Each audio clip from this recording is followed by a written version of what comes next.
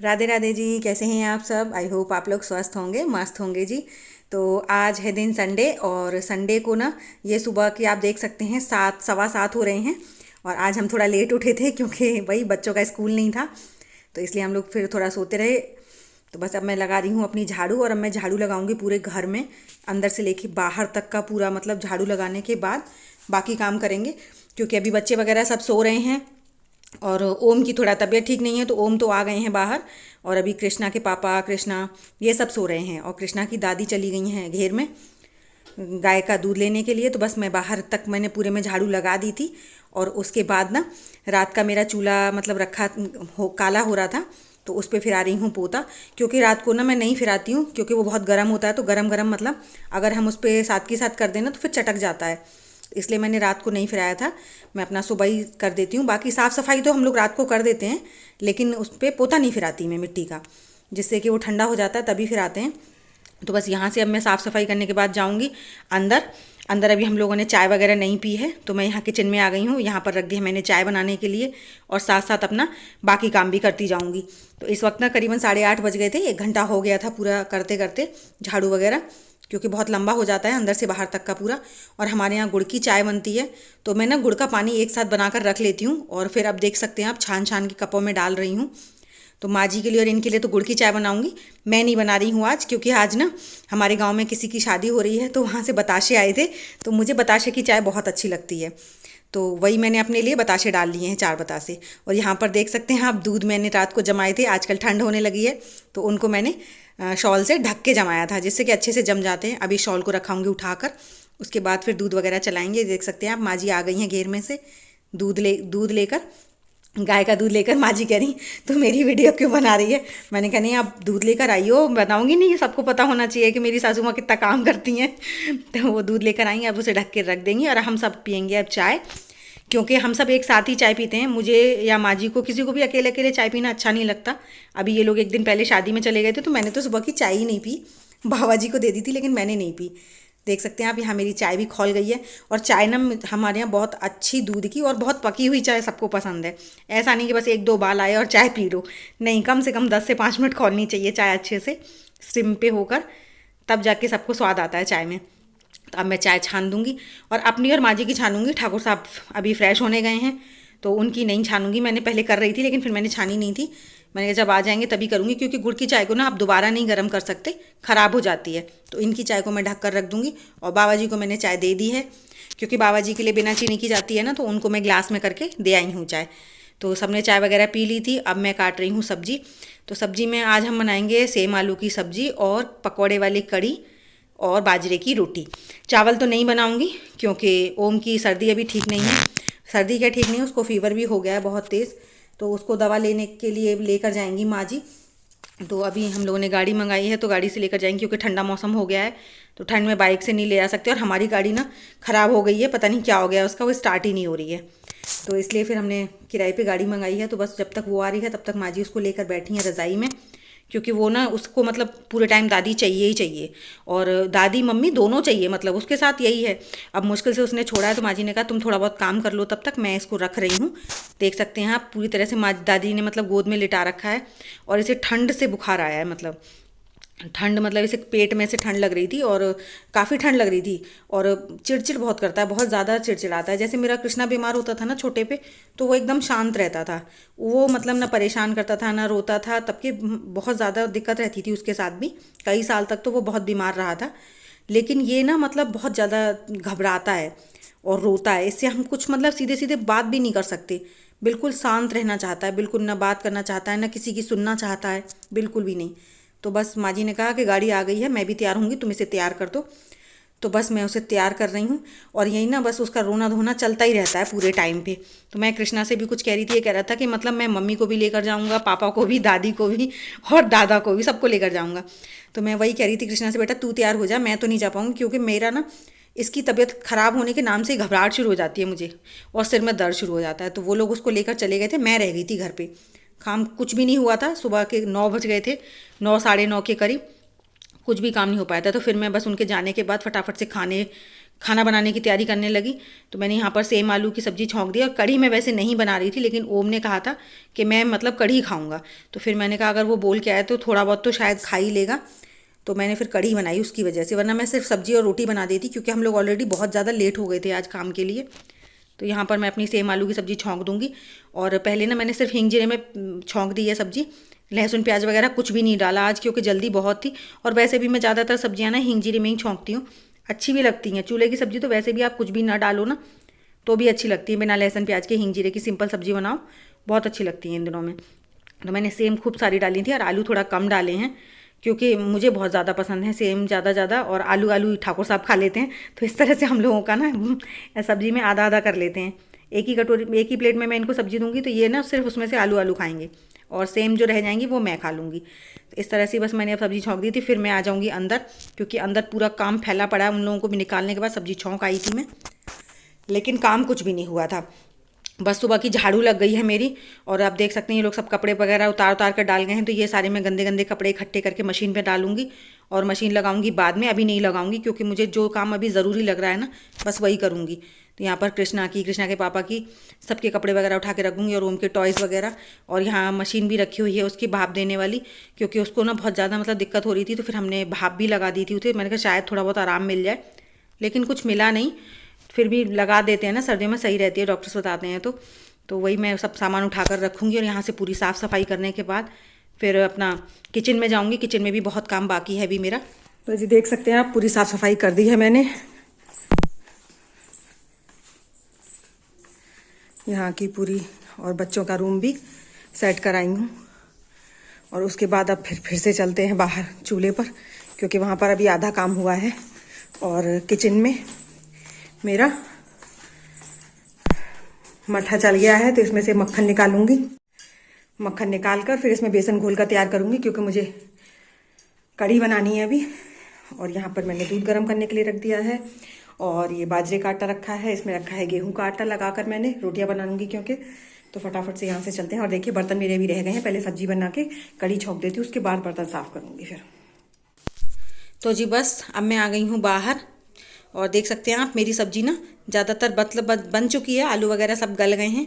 तो अब मैंने इसमें डाल दिया है धनिया और इसे थोड़ी देर और पकाऊंगी, उसके बाद अपनी कढ़ी बनाऊंगी इसी कढ़ाई में। मैं कढ़ाई को साफ़ नहीं करूंगी, बस सब्जी को निकाल कर और इसी कढ़ाई में अपनी कढ़ी छौंक दूंगी।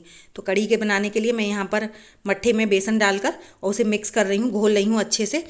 और थोड़ा सा बेसन और लेकर आई हूँ पकौड़ी बनाने के लिए, क्योंकि हम लोग कढ़ी ना सिंपल नहीं बनाते हैं और बनानी भी नहीं चाहिए, बोलते हैं दोष होता है कढ़ी को बिना पकौड़ी या कुछ ना कुछ मतलब इसमें डालना चाहिए। अगर कुछ भी नहीं है तो आप चावल के दाने या कुछ भी डाल दीजिए, पर डालना ही चाहिए कुछ ना कुछ। तो यहाँ पर पकौड़ी के लिए मैंने थोड़ा सा नमक बेसन में और मिर्च और हींग जीरा डाल दिया है। हींग ज़रूर इस्तेमाल करनी चाहिए क्योंकि बेसन ना बहुत ज़्यादा गरिष्ठ होता है, भारी हो जाता है मतलब, और हींग उसको डाइजेस्ट करने में बहुत मदद करती है। तो यहाँ पर मैं अपने बेसन में थोड़ा सा पानी डालकर इसे घोल लूँगी पकौड़ियों के लिए।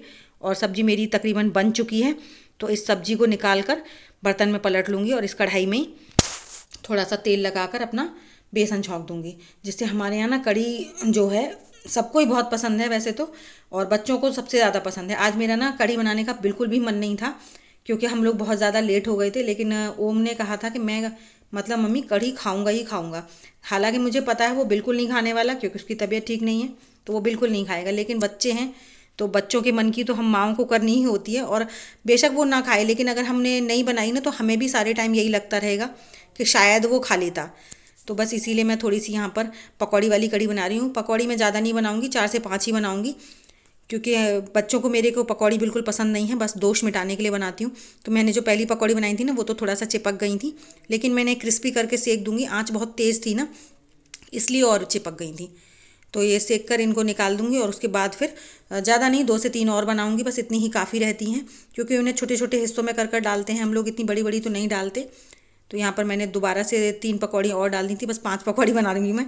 और बेसन थोड़ा सा पतला हो गया था मेरा, तो थोड़ा बड़ी बड़ी शेप की बन गई हैं वो, लेकिन कोई नहीं, मैं इन्हें ऐसे अलट पलट कर सेक दूंगी और उसके बाद फिर इनको बीच से काट काट कर फिर से सेक दूंगी, जिससे कि ये अंदर तक सिक जाएंगी। बिल्कुल भी इनके अंदर बेसन कच्चा नहीं रहेगा, जिससे कि ये अंदर तक सिक जाएंगी। देखिए ये मैंने ना बीच से काट काट कर इनको अलट पलट कर दोनों साइड से मतलब काट के सेक दूंगी ना, तो ये अंदर तक पूरे बहुत अच्छे से पक जाती हैं। और फिर इनको तोड़ तोड़ कर अपना कढ़ी में डाल दो। तो बस इस तरह से अब मैं छौंकूंगी कड़ी। कड़ी छौंकने के मैंने हींग जीरा डाल दिया था और डाल दिया थोड़ी सी हल्दी और थोड़ा सा पानी, क्योंकि कढ़ाई बहुत तेज़ हो रखी थी तो पानी डालना बहुत ज़्यादा ज़रूरी होता है, वरना कढ़ाई में ना हल्दी जल जाती है। और मैं जब भी चूल्हे पे बनाती हूँ तो फिर ऐसे ही बनाती हूँ, या तो पानी में घोल कर लगाती हूँ या फिर थोड़ा सा पानी डाल देती हूँ। तो बस यहाँ पर अब मैंने डाल दिया है मट्ठा और अब इसे चलाती रहूँगी। और ये जो थोड़ा सा इसमें रह गया है बेसन और मट्ठा, तो इसे भी हिलाकर और इसी कढ़ाई में डाल दूँगी और इसको फिर चलाते रहेंगे कंटिन्यूस, क्योंकि इसको चलाना बंद कर दो ना और ये गर्म नहीं हो उससे पहले अगर आप इसे बंद कर दो तो ये फट जाता है, फटने का डर बहुत रहता है। तो यहाँ पर ये गर्म हो गया था लेकिन अभी खौलने पे नहीं आया है, तो अभी इसको चलाने की ज़रूरत है। तो फिर मैं थोड़ी सी इसमें बीच में पकौड़ी तोड़ने लग गई थी। मैंने कहा इसको तोड़ के मतलब डालेंगे ना, तो वही आदत होती है हम लोगों को, बीच में एक आध काम और ख़त्म हो जाए। तो बस इसे थोड़ी देर और चलाऊँगी, उसके बाद फिर अंदर जाऊँगी क्योंकि आटा वगैरह उठाकर लेकर आना है, तो वो सब लेकर आऊँगी। फिर उसके बाद बनाऊँगी यहाँ पर रोटियाँ। और ओम भी मतलब आने वाले हैं थोड़ी बहुत देर में, क्योंकि मैंने फ़ोन किया था तो दवाई तो उनको ले ली है उन्होंने, बस आने वाले हैं थोड़ी देर में। तो मैं सोच रही हूँ जितना काम हो जाए उनसे पहले अच्छा है, वरना वो अगर आ गए ना तो फिर हमें कुछ नहीं करने देंगे, फिर तो उनको ही देखना मतलब बहुत बड़ा वो हो जाता है, क्योंकि वो रोता बहुत है और उसको पूरे टाइम मतलब चाहिए कोई ना कोई, मम्मी होनी चाहिए, दादी होनी चाहिए। तो अभी दादी के साथ है ना तो फिर तो उन्हें मम्मी ही चाहिए आने के बाद में। तो यहाँ पर माँ जी और ओम वगैरह सब आ गए थे तो मैं चली गई हूँ ओम के साथ उसको दवा वगैरह देने के लिए, क्योंकि दवा उन्होंने अभी नहीं खाई थी। माँ जी ने कहा तू इसे रख ले, मैं इसे जो रोटियां हैं बाकी इन्हें मैं डाल दूंगी। मैंने रोटियां बनाना शुरू कर दिया था लेकिन तब तक माँ जी आ गई थी, तो फिर उन्होंने कहा तुम इसका ध्यान रखो, मैं डाल देती हूँ इन रोटियों को जितनी भी रह गई हैं। तो बस वो वही करेंगी। अब माँ जी यहाँ पर खाना बना रही हैं, मैं ओम को लेकर अंदर आ गई थी तो उसको दवा वगैरह खिलाऊंगी, उसके बाद फिर नहाऊंगी धोऊंगी, क्योंकि अभी मेरा नहाना नहीं हो पाया। और आज ना हमारा खाना बहुत ज़्यादा लेट हो गया था। इस वक्त करीब 12 बज रहे हैं दिन के, और देखिए कितनी तेज़ धूप खिली हुई है। सबके घर कितनी अच्छी धूप आ रही है। हमारे घर तो नहीं आती है क्योंकि पूरा घर बंद हो जाता है, और ये बाहर वाला हिस्सा है ना तो इस तरफ मतलब आती है तो शाम के टाइम आती है, सुबह के टाइम नहीं आती है। तो यहाँ पर फिर जो भी आएगी तो शाम के टाइम लौटते समय धूप आती है, सुबह के टाइम नहीं हो पाती है। तो बस अब मैं जाऊँगी अंदर। तो यहाँ पर बैठ के बाबा जी खाना खा रहे हैं और बाबा जी को मैंने खाना दे दिया है, तो बाबा जी यहाँ पर खाना खा रहे हैं। तो उसके बाद मैं अपना नहा धोकर हो गई थी फ्री। यहाँ पर मैं अपने भगवान जी को नहला रही हूँ और बर्तन साफ़ कर रही हूँ भगवान जी के, क्योंकि वही रहता है कि कोई ना कोई तो मतलब होना चाहिए ना। हम लेडीज़ में से मैं और माँ जी ही दोनों पूजा पाठ का काम करते हैं। तो अभी माँ जी नहीं नहा पाई थी, अब माँ जी चूल्हे पे बैठी थी तो फिर वो तुरंत नहीं नहा सकती हैं, वरना सर्दी वगैरह हो जाती है। तो मैं नहाकर फ्री हो गई थी, तो मैंने कहा मैं पूजा के लिए मतलब पूजा की तैयारी कर देती हूँ, पूरी भोग वगैरह सब बना दूँगी मैं। और यहाँ पर ना मैंने डब्बे में थोड़ा सा पीताम्बरी और सर्फ मिला के रख लिया है, जिससे ये पीतल और तांबे के बर्तन बहुत अच्छे से साफ़ हो जाते हैं। और अगर आप खाली सर्फ से या मतलब ऐसे ही साफ़ कर दो ना तो ये बहुत गंदे गंदे से लगते हैं। तो हम लेकिन पीताम्बरी में थोड़ा सा सर्फ मिलाकर रख लेती हूँ, तो बस उसी से साफ़ कर लेती हूँ। तो मेरे यहाँ पे सारे बर्तन साफ़ हो गए थे और लड्डू गोपाल जी को मैंने नहला लिया है। तो अब मैं लेकर जाऊँगी यहाँ से मंदिर में, पहले घर पूजा करूँगी उसके बाद फिर मंदिर के लिए तैयारी करूँगी। तो पहले भगवान जी को बिठाए आती हूँ और दीपक वगैरह जला देती हूँ। पहले मैं दीपक बनाऊँगी, 3 दीपक बनाते हैं हमारे यहाँ पे, क्योंकि एक घर के मंदिर के लिए, एक बड़े वाले मंदिर के लिए और एक तुलसा जी के लिए। हालांकि आज संडे है तो संडे को हम लोग तुलसा जी को छूते नहीं हैं, लेकिन दीपक हम लोग जला देते हैं डेली, सुबह शाम दोनों टाइम दीपक हमारे यहाँ दो मतलब रोज़ जलता है, छुएंगे नहीं उनको बिल्कुल भी। तो बस यहाँ पर मैं अपना दीपक वगैरह बनाकर लेकर घर की पूजा कर लेती हूँ और उसके बाद फिर अपना पहले भगवान जी के लिए भोग भी बनाएंगे, क्योंकि बाकी सबने तो खाना खा लिया है तो खाने से भोग नहीं लगेगा आज। अगर खाना मतलब सुबह जल्दी फुर्सत हो जाती है ना माँ जी, तो फिर वो अपना भोग बनाकर मतलब जो खाना बनता है उसी से लगा देती हैं। लेकिन अगर लेट हो जाते हैं तो फिर हम लोग कुछ ना कुछ अलग ही बनाते हैं भगवान के भोग के लिए। तो आज मैं बना रही हूँ ठाकुर जी के लिए भोग, और भोग में बना रही हूँ मैं ये सिमई, जो बारीक वाली सिमई है ना ये। और यहाँ पर मैंने ड्राई फ्रूट्स काट लिए हैं, थोड़ा सा गोला है, काजू है, बादाम है और ये है किशमिश।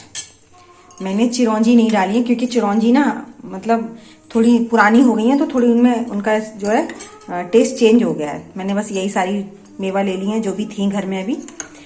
और अखरोट भी नहीं डाले क्योंकि अखरोट का भी थोड़ा सा ना मतलब करीबन 1-1.5 महीने के रखे हुए हो गए, तो उनका मुझे लगता है कि थोड़ा टेस्ट ख़राब हो गया है, इसलिए वो सब नहीं डाला मैंने बस। और यहाँ पर मैं कर रही हूँ दूध गर्म।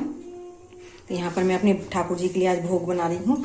वैसे तो ज़्यादातर माँ जी ही बनाती हैं लेकिन आज माँ जी लेट हो गई हैं तो फिर मैं बना रही हूँ। और भोग में बस यही सब बनाकर और फिर मैं जाऊँगी मंदिर पे और घर, दोनों जगह लगाऊंगी भोग। उसके बाद फिर हम लोग सब खाना पीना खाएंगे। और आज बहुत सब कुछ बहुत लेट हो गया है उनकी वजह से, तो जी देख सकते हैं बस मेरी सिमई बन चुकी हैं। अब इसमें बस मुझे मीठा डालना बाकी है और बहुत जल्दी बन जाती हैं ये वाली सिमई। इसीलिए मैं ना जब जल्दी रहती है भोग की तो फिर यही वाली सिमई बनाती हूँ।